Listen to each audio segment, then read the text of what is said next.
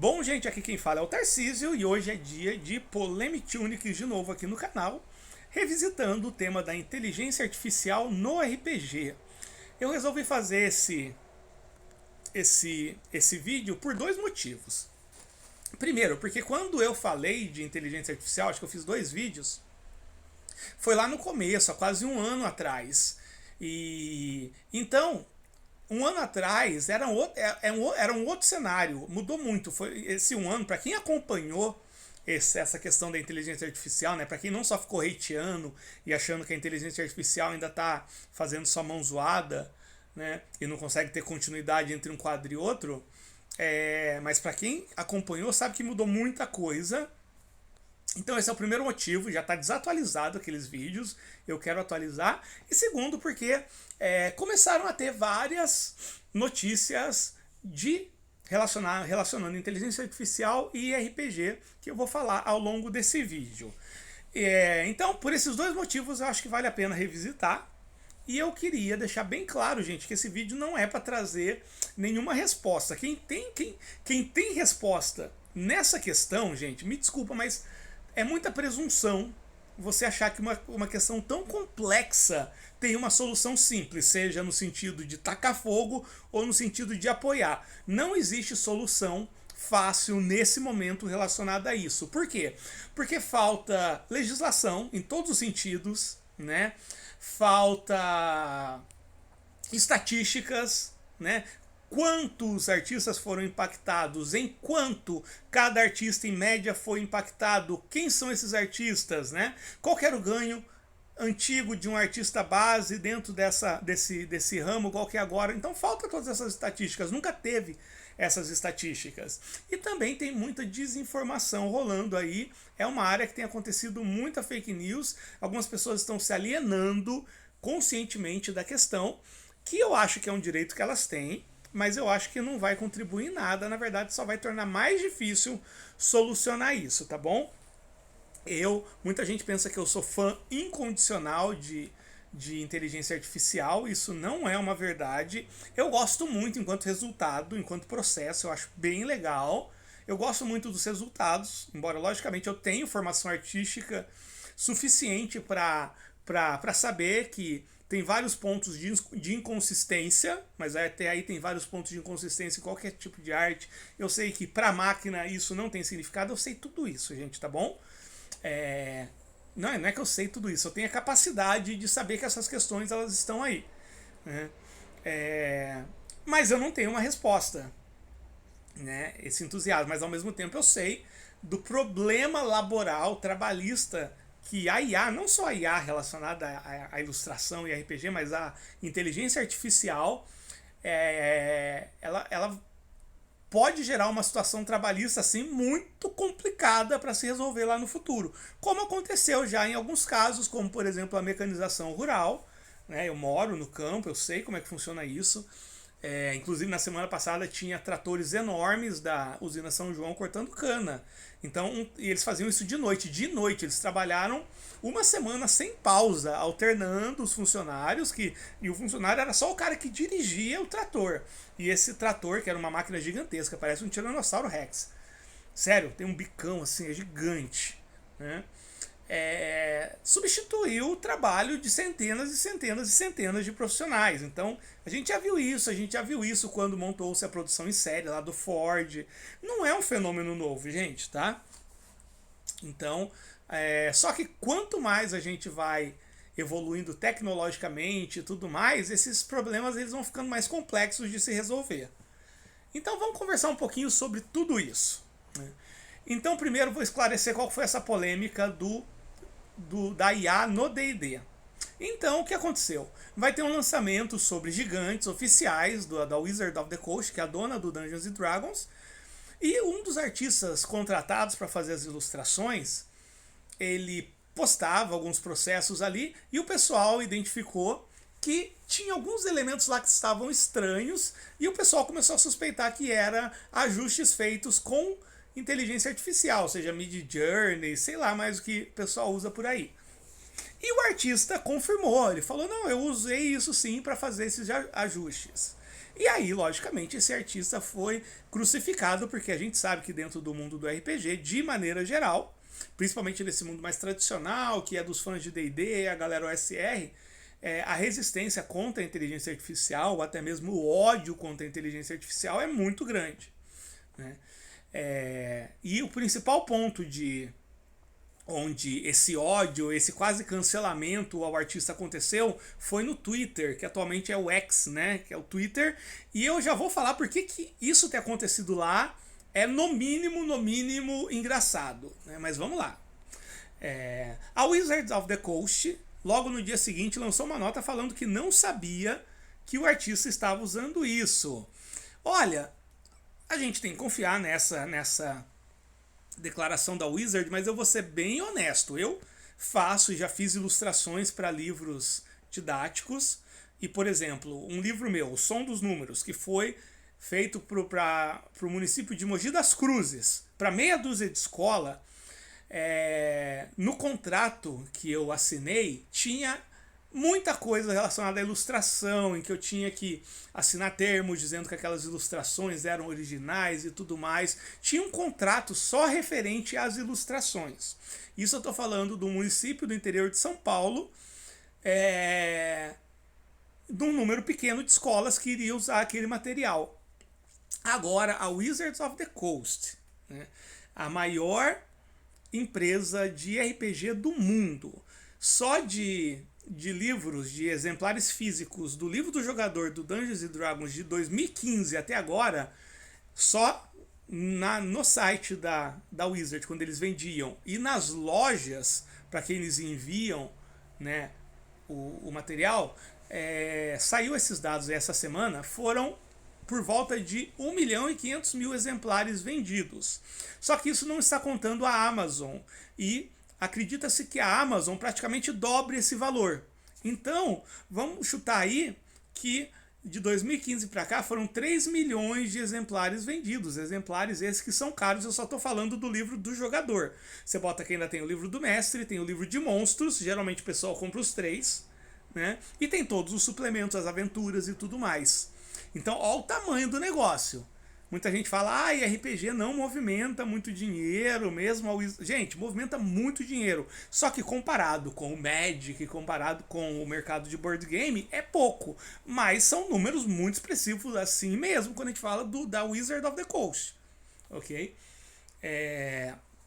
Enfim, não acredito nessa não, acho que só foi uma forma de realmente tirar o corpo fora. Ela fez uma declaração hiper mega dúbia, que deixa claro que eles não têm interesse nenhum em realmente dizer o que eles estão pensando sobre inteligência artificial. Eles falaram, bom, a gente, nesse momento, os artistas vão evitar usar e blá blá blá blá blá blá, a gente vai acompanhar mais de perto esse processo, a gente não quer que use nenhuma parte do processo artístico, mas muito ainda subjetivo, não tem nada lá muito, foi só pra, né, aquele tapinha nas costas da galera que estava reclamando. Por quê? Então vamos lá, o que eu penso de tudo isso? Não sei, não faço ideia, não tenho uma opinião sobre isso, sobre esse caso em específico, tá bom? Eu, particularmente, ficou claro para mim que o artista, ele realmente usou a IA, nesse caso, como ferramenta, porque ele fez realmente o desenho, ele pintou o desenho feito à mão mesmo, e ele usou a inteligência artificial, não faço ideia como se faz isso, né, com Midjourney. Eu usei Midjourney só no comecinho lá, e aí você usava um pouquinho, já tinha que assinar, eu nunca assinei. Então ele fez alguns ajustes no pé, na mão, umas coisas assim, né? Então foi uma parte pequena do processo. A arte ainda é do cara. Ele não gerou lá, ele não tacou um prompt e gerou. Então eu acho que a reação foi muito exagerada. Foi muito exagerada. Eu particularmente não acho que o artista fez nada de errado nesse sentido. Porque, gente, olha só.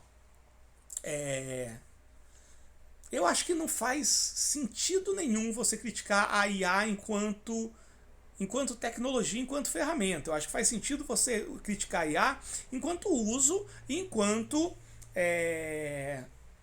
coisa que o capitalismo vai usar para ferrar ainda mais a sociedade.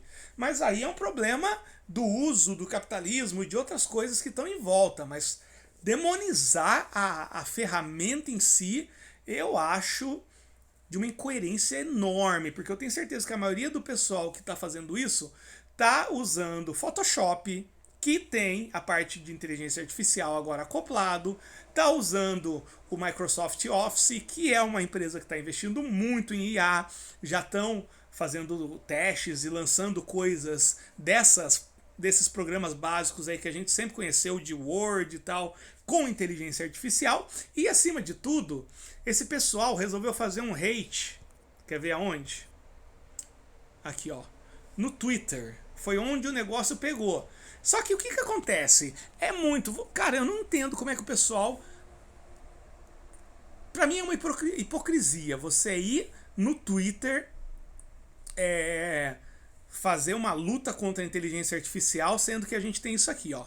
Elon Musk lança, isso daqui no dia 12 de julho, a xAI, uma nova empresa focada em inteligência artificial. Então, você vai na rede social do cara que acabou de montar uma empresa de inteligência artificial, você vai ajudar o algoritmo dessa empresa por causa de você. Essa empresa, o Twitter no caso, vai ter o X, sei lá como é que é agora, vai ter mais números, mais outras empresas e produtos vão querer fazer propaganda, tudo isso. Ou seja, você tá lá no Twitter, você tá gerando, goste ou não, você tá gerando grana para esse cara, para essa empresa que vai ser investida em inteligência artificial. Então, gente, é de uma hipocrisia enorme você ficar no Twitter lançando contra a inteligência artificial, sendo que a sua presença lá, ainda que mínima, ainda que minúscula, tá dando dinheiro para que se invista em inteligência artificial. É isso que eu acho, tá? Por esses e outros motivos, não por causa dessas coisas da IA, mas eu acho que o Twitter é a terra da hipocrisia, a terra do ódio. Realmente o Twitter não é para mim, né? Eu sei que tem muita gente divulgando trabalho bacana, mas é uma... né? Acho que o ódio reina nesse lugar. Já deu pra ver que eu não gosto do Twitter, né? Legal, então temos esses casos. Vou elencar um monte de coisa e depois que eu mostrar todos os slides, eu vou dar a minha opinião sincera, que tá longe de ser bater o martelo e de apresentar respostas também. Se você quer respostas fáceis, você tá no vídeo errado. Isso aqui, gente, são a política de uso de IA pelo Drive-Thru RPG. Né? Aqui, ó, a One Bookshelf é a empresa por trás do Drive-Thru RPG. Então, eles lançaram agora políticas mais específicas de como lidar com isso. Então, por exemplo, se você colocar arte de IA, você tem que ir lá, na parte que você vai fazer o cadastro do livro, você tem um lugar lá que você coloca que é gerado por IA. Você não pode lançar um material que é só arte de IA. Você não pode lançar mais um material que é só texto gerado de IA, 100%. Né? Só que tem várias coisas. Por exemplo, ó, você não precisa fazer isso se a arte passou por um processo significante ou modificação depois de ser gerada, ou se o produto for expressamente aprovado pela One Bookshelf. Eu me enquadro nessa uma parte do meu material, eu gero imagens com inteligência artificial, depois eu mudo totalmente aquilo, eu mudo as cores, eu imprimo aquilo, eu desenho por cima, eu passo guache, depois eu escaneio, depois eu boto num filtro. Gente, né? Então, fica muito, por mais que esteja coisas específicas, vai ser muito difícil manter um controle disso. Por quê? No começo, gente, era mais fácil você identificar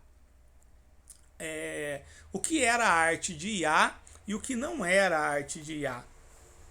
Né? Logicamente, no mundo do RPG, que é um mundo onde o material, o visual do material, ele sempre foi muito significativo, tem muita gente que consegue bater um olho e identifica aqueles coisinhas lá, né? Ah, e aqui tem essa curvinha aqui, a iluminação. Gente, mas a gente nunca pode achar que isso é a maioria, tá bom? Por exemplo, vamos lá.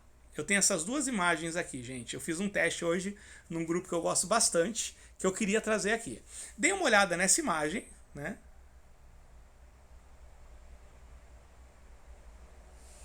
E deem uma olhada nessa imagem. Uma das duas é inteligência artificial, tá bom? Logicamente, uma pessoa com uma visão mais treinada, com apuro estético, com uma qualidade, como é que é o nome? Com uma formação técnica, vai conseguir sacar, né? E mesmo porque eu deixei aqui o site do FreePic, então o FreePic trabalha com fotos de verdade, então essa é a foto de verdade, essa é a foto gerada por IA. Você consegue ver alguns errinhos aqui? Se você prestar bastante atenção, você vai ver, né? Por exemplo, o principal, eu acredito que seria o dedão da mão direita dela. Realmente está meio torto ali. E o relógio eu acho que entrega bem. Gente, mas eu boto minha mão no fogo. Ah, mas o fundo, não sei, cara. Num estúdio de fotografia profissional, daria para fazer um fundo desse, daria para fazer uma textura dessa das roupas, do sofá. Mesmo porque, desde a década de 80, as fotos que vão para ser vistas, elas já são manipuladas. Gente, eu lembro que há mais de 10 anos atrás, eu não me lembro se foi na Veja ou na Caras, uma dessas atrizes da Globo aí, ela saiu sem umbigo.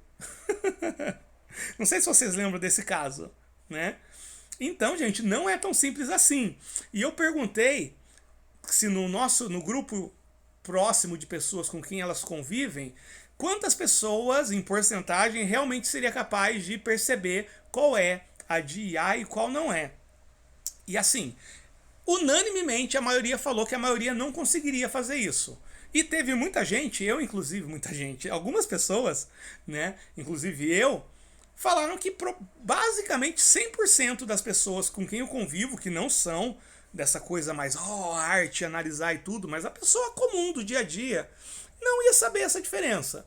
Então, essa política, tanto do D&D quanto do drive-thru, ela funciona muito mais na teoria do que na prática, né? Porque a gente só está 1 ano desde o aparecimento dessas tecnologias e para uma pessoa leiga já está muito difícil de ver quando ela foi feita e quando não foi, né?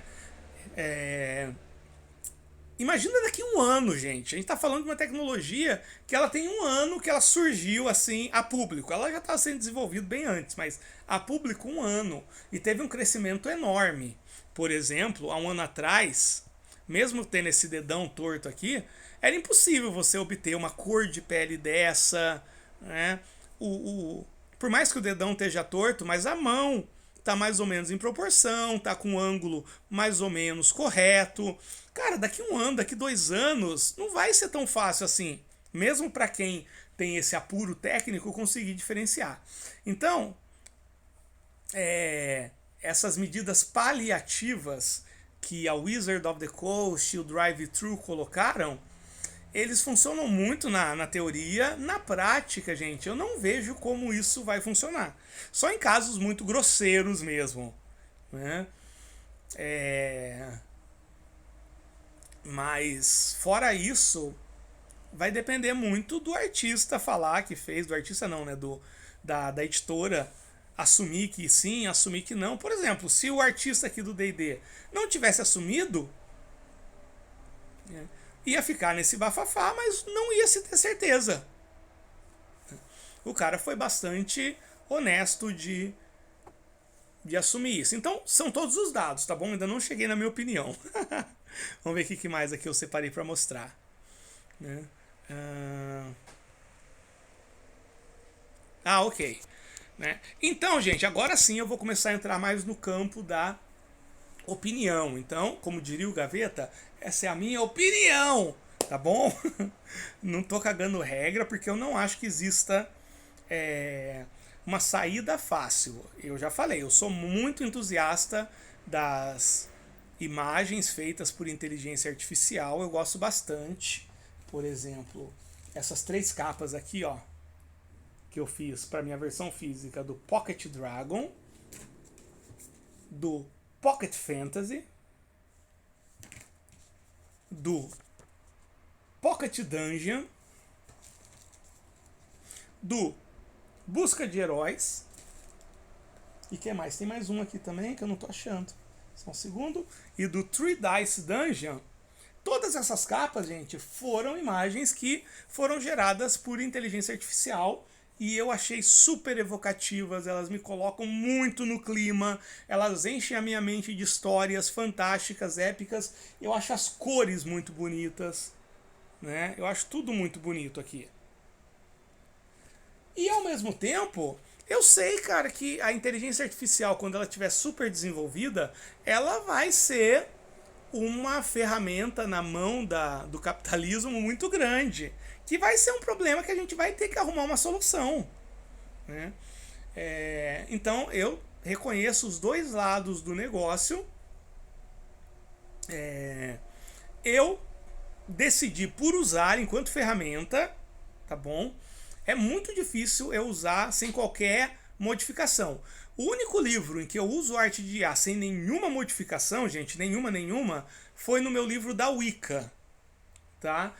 E realmente ninguém reclamou. Acho que é o livro dos que eu lancei esse ano, já é o livro mais vendido, né? Entre cópias físicas e cópias digitais, já foram mais de 150 exemplares, e ninguém reclamou, né?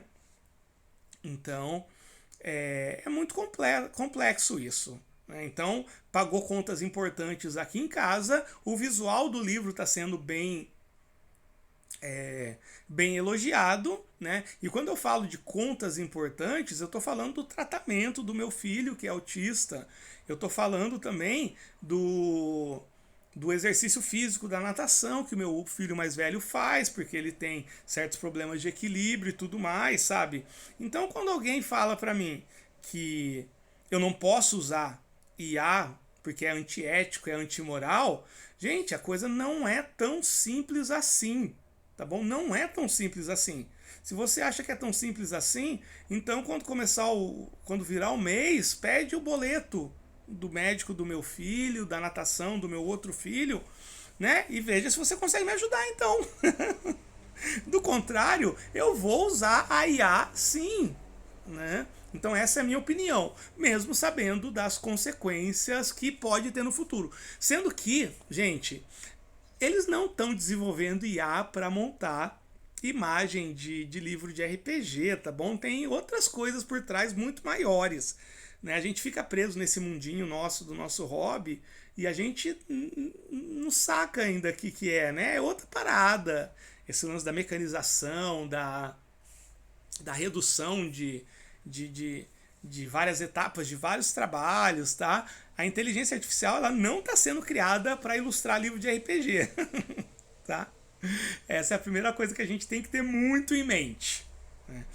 E outra, a forma como era no começo já mudou bastante. No começo, o principal argumento é que a IA estava usando imagens indevidas. Hoje já se sabe que existem vários softwares criadores de imagem através de IA que estão trabalhando com base de dados própria. Por exemplo, o DALL-E, né, DALL-E, ele se juntou ao Shutterstock, que é uma das maiores bases de imagens que tinha. Você comprava imagens lá, você vendia imagens lá, e agora o DALL-E ele cria imagens utilizando essa base de dados que ele pode usar legalmente porque ele tem esse acordo. O Photoshop também, agora ele tem uma IA acoplada a ele, o Microsoft Office, alguns aplicativos menores, né? Eu sei, por exemplo, que o Dream ele usa base de dados, o Canva usa só as fotos que ele tem, né? Fotos e imagens que ele tem no próprio Canva. O Photolip, por ocasião do lançamento do filme do Dungeons Dragons, fez o acordo com não sei se foi a Paramount, foi a Universal, não me lembro quem foi, né? A empresa responsável pelo filme. Eles fizeram um acordo e aí o Photolip começou a publicar, a criar artes baseadas nas artes originais feitas para ser a base do filme, cedidas pela própria empresa, foi um acordo e tudo mais, né? Muita gente fez o Avatar na época. Então, gente, é outra realidade. Então, realmente, a gente precisa acompanhar onde que isso vai parar, né? E aí, você está usando o Photoshop, você sabe que o Photoshop já há vários meses ele está investindo em inteligência artificial, no Office, né? Qual a saída que nós temos? Procurar apps alternativos, procurar, sei lá, versões piratas, né? Não sei até que ponto isso realmente vai impactar tanto assim, né? Porque, por exemplo, numa empresa que trabalha seriamente com marketing, tudo, você não pode usar um Photoshop pirata, por exemplo. Eu acho que legalmente você não pode fazer isso. Então, é mais complexo que isso. Outra coisa que tem que se levar em consideração é a qualidade das imagens que estão sendo geradas. No começo era algo mais tosco. Hoje, como a gente viu naquelas duas comparações, não está igual ainda uma imagem de verdade, vamos colocar assim, mas já dá para ver avanços gigantescos ao ponto de pessoas leigas já não conseguirem mais diferenciar. Pessoas que sempre se atentaram a isso, que estão mais em contato com arte e tudo mais, como é o público do RPG, ainda consegue fazer isso. Mas eu não sei se daqui 2 ou 3 anos isso ainda vai ser tão fácil. Eu acho que sempre vai ser possível, mas vai ficar cada vez mais difícil. Até para pessoas muito treinadas nisso. É que nem cópia. Por exemplo, tem algumas falsificações de Da Vinci, de Van Gogh, que só os maiores especialistas do mundo conseguem determinar se é uma cópia ou não, e mesmo assim depois de semanas de análise minuciosa. Então eu acho que em algum momento vai chegar nesse ponto, né?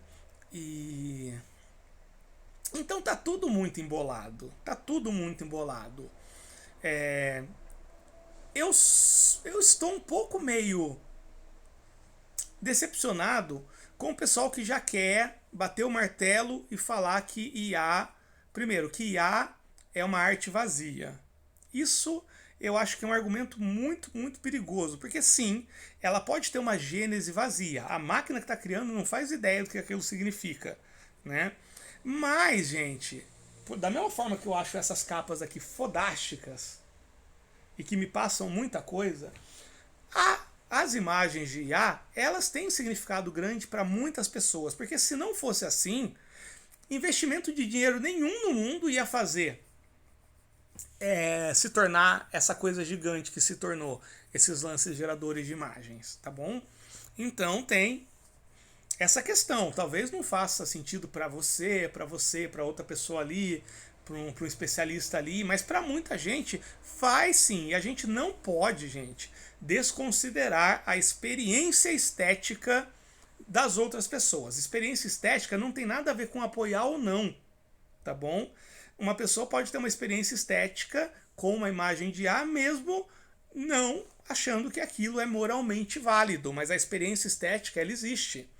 E lembrando, gente, que tem coisas que por si só elas não são feitas para provocar uma experiência estética, mas elas provocam. Você quer um exemplo? Você chega no alto de uma colina e você olha para baixo, colina não, numa montanha mesmo. Você olha para baixo e você vê todas as plantações lá embaixo, em vários tons de verde, umas casinhas ali, tá começando a entardecer, então tá aquele sol amarelo, né, caindo no horizonte, aqueles tons de vermelho, as nuvens, as casinhas já estão com luzes que você vê dentro das janelas, e você sente uma coisa boa, né? Você se maravilha com aquilo, aquelas cores do pôr do sol, você começa a pensar nas vidas que existem dentro daquelas casas, né? Em quem está chorando, quem está sorrindo, quem está morrendo, quem está nascendo. E sabe o que isso quer dizer? Que você está sentindo isso, porque o pôr do sol ele não está falando nada. O sol ele não existe para provocar sensação estética. O pôr do sol ele não gera cores amarelas, laranjas e vermelhas para provocar sensação estética. São fenômenos astronômicos. As casinhas que a gente está vendo, né? Elas até podem ter sido feitas para provocar uma sensação estética, mas acima de tudo elas têm funções elas têm funções habitacionais, né?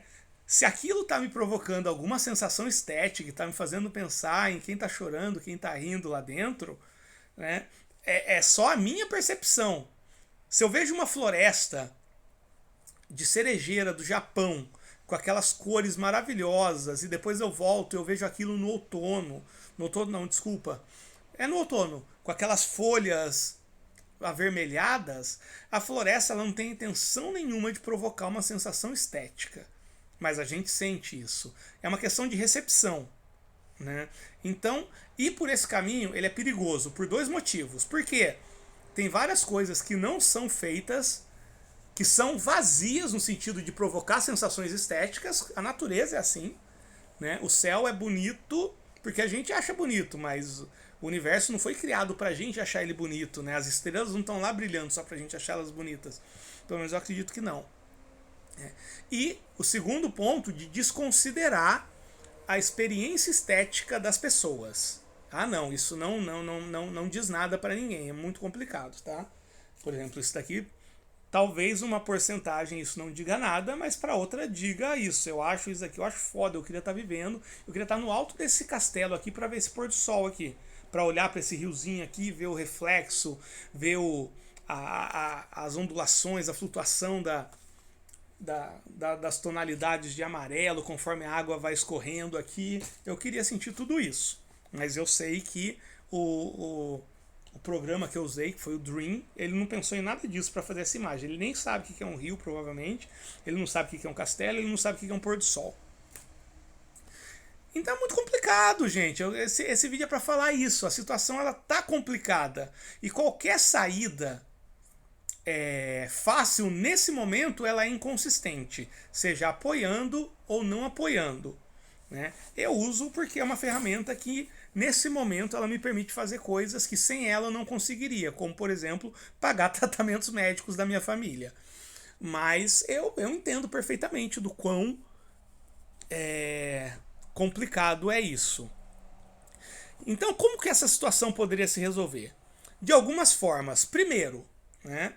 Realmente precisa ter legislações novas. Por quê? A legislação de arte que a gente tem hoje, ela é feita para arte no meio tradicional. Cara, nem coisas que a gente já usa há muito tempo, como Photoshop, editor de fotografia que você faz online na internet, a legislação que a gente tem na maioria dos países referentes à arte, direito autoral, quando que uma arte é sua, até quanto que eu posso usar de uma arte sem ter que pagar, sem ser plágio, sem ser uso indevido. Tudo isso, primeiro, sempre foi dúbio, né? Nunca foi tão preciso essas artes, até por isso que tem processos de plágio que duram décadas. Se fosse uma coisa tão fácil, tão quantificável, esses processos durariam semanas, né? Mas não. E ao mesmo tempo não contempla essa nova realidade. Então precisa realmente ter toda uma mudança na legislação referente a essas coisas.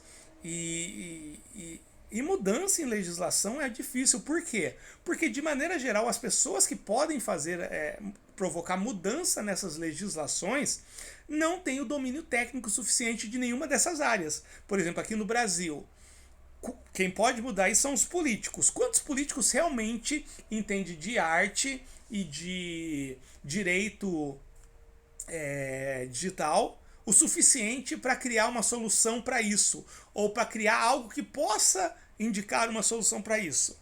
1% chutando alto, né? Então esse é o primeiro problema. O segundo problema que eu já citei é a falta de coisas quantificáveis no sentido artístico. Falta de estatísticas, né? Quantos artistas foram prejudicados? Aonde mais? Aonde estão esses artistas? Né? Estão na Europa, estão nos Estados Unidos, estão, né? Aonde que eles foram prejudicados? Né? Nos livros de RPG? Aonde? Aonde exatamente? No material avulso, nas commissions? Né? Quanto que diminuiu o lucro dos artistas, em média? Né? A gente nem sabe. Os artistas, eles, de maneira geral, é um tabu no mundo artístico, e aí se eu tiver errado me corrijam, mas de maneira geral é um tabu você falar abertamente quanto que você cobra por cada tipo de trabalho. Tem muita artista que não fala, né?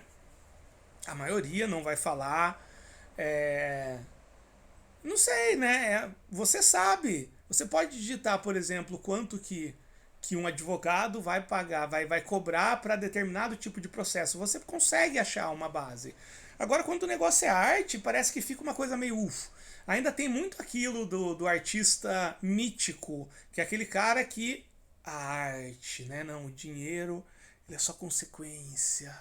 Né? Não é pelo dinheiro. Gente, né? Nunca foi assim, na verdade. Né? O Bach, lá em 1500 e pouco, 1600 e pouco, 1600, né? 1500 não. 1650, ele já fazia música simplesmente porque o pessoal pagava ele. Ele era um músico contratado e ele fazia música conforme o pessoal ia pagando e as pessoas decidiam qual o tamanho da música, qual seria o tema da música, onde é que a música ia ser apresentada. Né? Então precisa ter essas coisas quantificáveis. Enquanto não tiver, pô, isso daqui representou 20% a menos na arrecadação do mundo artístico. Não, cada artista teve uma queda de cerca de 18% dos seus rendimentos desde o surgimento da IA. Não faço ideia, ninguém faz ideia. Não é que eu não faço ideia, ninguém faz ideia. Né? Então, tá na hora dos artistas começarem a se unir e não só para ficar hateando numa rede social que também está investindo em inteligência artificial, mas para começar a coletar esses dados, a transformar isso em coisas concretas, para ter argumentação, até mesmo para lutar contra, para chegar num tribunal, o artista que teve a sua arte usada, claramente plagiada, e falar, olha só, não sou só eu, né? Houve uma redução de 20% de contratação de artistas desde que a inteligência artificial surgiu. Isso daqui são coisas que precisam, tá? Que precisam acontecer. Então ainda está muito dúbio. Mesmo agora no D&D, no drive-thru. Né? Então, por exemplo, o único livro que eu usei 100% arte digital, assim, sem qualquer alteração, foi esse livro da Wicca, que está pagando praticamente todas as contas desse mês aqui em casa. E nos meus livros de RPG eu sempre faço muitas alterações, muitas mesmo, assim. Né? E não tô mentindo porque tem até vídeo mostrando como eu faço isso. Tem mais de uma forma que eu faço isso e tá registrado. Né? Agora, se nem vendo as pessoas acreditam, não tem mais o que fazer. Vai ficar muito nesse campo pessoal. Né? Eu não acho que quem critica e quem está se posicionando contra está errado. E eu também não acho que quem está usando e querendo transformar isso em ferramenta agora está errado. A minha opinião hoje, que ela pode mudar conforme for se desenvolvendo, tem muita coisa para eu conhecer também, é o seguinte, né? Não é um problema da IA. A IA ela está aí como uma ferramenta, seja para fazer arte, para gerar arte, para tornar produtos de pequenos produtores mais interessante, ou para gerar um certo tipo de estética que o artista independente não teria a menor condição de pagar por isso naquele momento. Porque, gente, quando eu tenho dinheiro, eu compro commissions, tá? Tem vários livros meus que têm artes de várias pessoas. Por exemplo, o Pokémon GO, que nem foi commission, né? O pessoal cedeu para mim. O Backrooms, o próprio Velhas Histórias, tem alguns desenhos ali que eu adquiri, né? Eu comprei. Mas tem vezes que eu não tenho. Tem vezes que eu não tenho. Quando eu não tenho e eu tenho tempo, eu gosto de fazer as artes, mas eu tenho 2 filhos pequenos, né? E a gente está no meio do inverno, então criança pequena no meio do inverno exige 100% da sua atenção e tempo. E eu não posso ficar todo o inverno sem publicar nada, gente. Paga minhas contas também. Então eu não me sinto culpado, não. Né? Não me sinto culpado. Né? A menos que eu descubra algo muito escabroso, eu acho que não é a IA. Eu acho que é um problema da sociedade. As relações trabalhistas elas são tóxicas em todos os níveis. Né? Por exemplo, tem municípios aqui no Brasil que eles pagam R$16 a hora aula para o professor.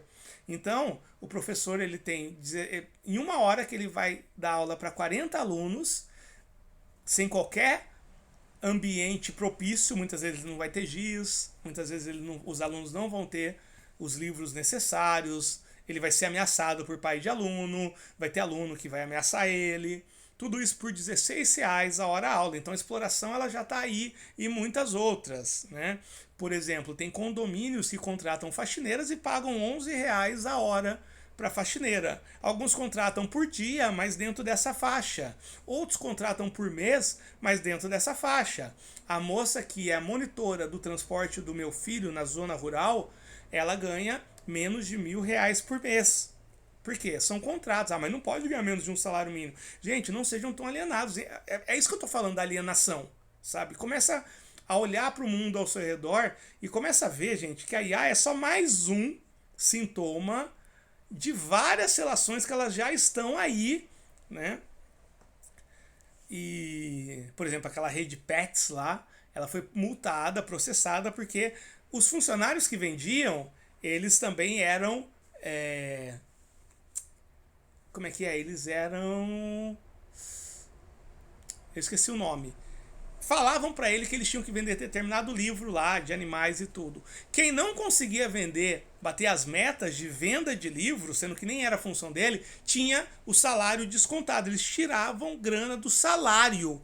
Ou seja, não é nem que eles não estavam pagando pouco. O funcionário tinha que pagar para trabalhar porque não batia a meta.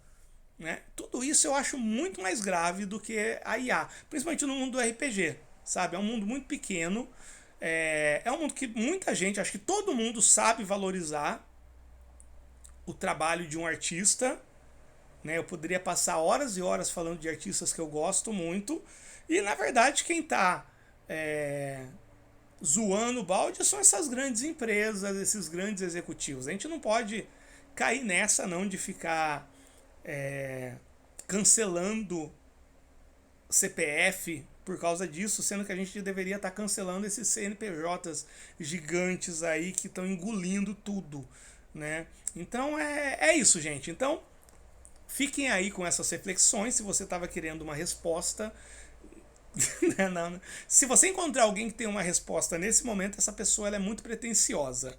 É isso, galera. A gente se vê.